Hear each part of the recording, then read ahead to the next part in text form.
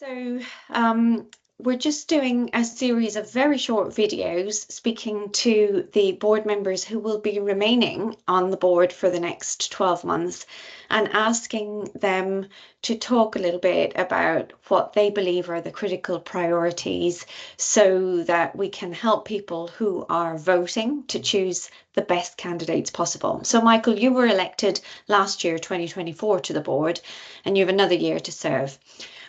We're in the process of electing 4 new board members to join you for the coming year.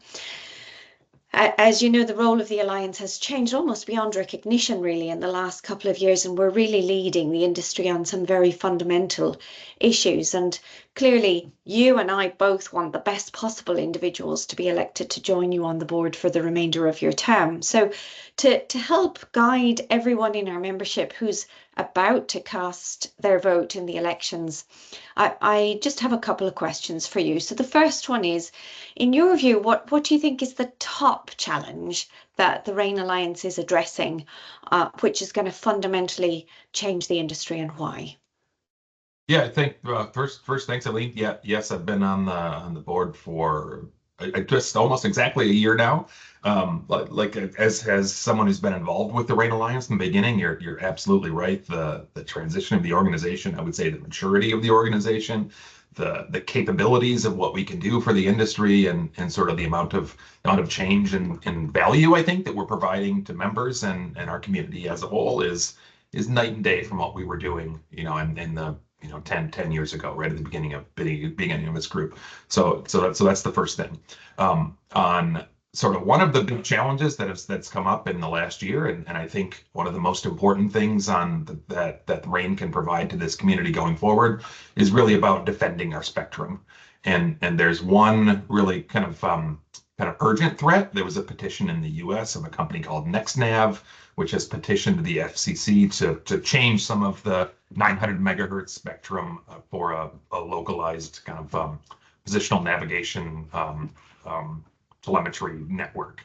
And it's a threat to our space. If that company kind of gets the petition like they want, it would not only affect companies in the U.S., but it would affect all the global users of our technology, right? It's a global economy, and we're all interconnected these days. Changes in Europe affect us in the U.S. Changes in the U.S. affect those in Europe and Asia, and kind of vice versa. So even though in this case it's a very U.S.-centric threat, I really believe it helps. And the RAIN Alliance really can provide that kind of that value of voices across the globe, and it's valuable, right? I mean, it's a threat to us all. It's not just those of us that are in the U.S. And while I'll say that, like, I think NextNav is the current. I think that's the current thing that's on the table that we're trying to kind of mitigate. That won't be the last one, right? You guarantee it as there's demands for new communication technology, 5G, and navigation, our handsets, our defense networks, all of those things. I think the RAIN technology overall has enjoyed a very stable and pretty much globally interoperable spectrum, with some minor differences here and there, but very much globally interoperable. And I see that, like, that's great, but we also have to be in a position to defend that, right, and make sure that stays the status quo. It doesn't just happen because of gravity, like as you say. It takes a community of people to defend it, to kind of be our voice for our technology, and kind of make sure that space stays stable.